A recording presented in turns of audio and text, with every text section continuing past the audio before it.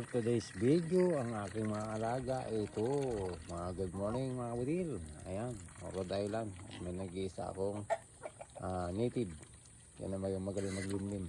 Yan, tagilimlim ng mga itlog nila, mga budil. Tapos may mga bibi ako dito. Ayan, mga budil. Tapos pakita ko sa inyo mga itlog ng mga ito, mga budil. Isa. Ayan, mga budil, oh. Daming-dami mga budil, oh. Ayan. Ayun pa. Tapos meron pinangitog pa dito. Tapos meron pa dito mga budil. Ayan, magsawa ka na sa itlog. Kaya pag may manok, malamang may itlog mga budil. Tapos meron pa ako dito nakita mga budil. Ganito lang talaga mga budil pag may mga alagang hayop, ano. Kumbaga nakakatanggal stress mga budil, di ba? Nakakatanggal pagod. Ngayon, ang aking mga bibi ay talaga naghahanap ng itlog mga budil. Ito mga kabutil, nakakagulat. Ayan. Sabi ng bakod mga kabutil. Tingnan mo naman yan. Isa, dalawa, tatlo. Yan.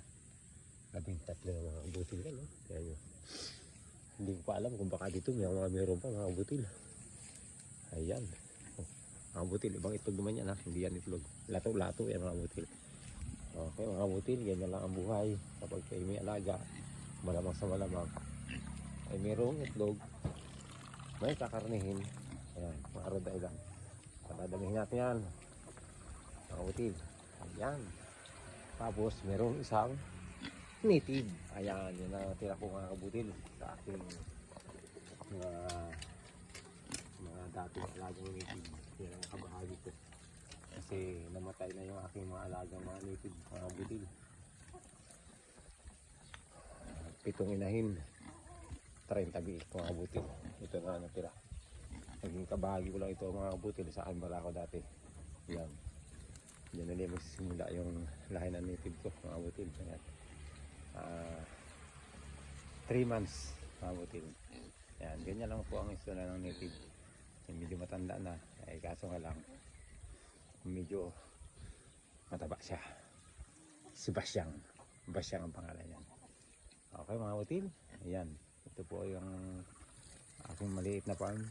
Ayan, siguro may awan Diyos, mapapadami ko din sila. Dahil nakikita nyo, pag marami itlog, malamang sa malamang, magkakameron ng maraming lahi.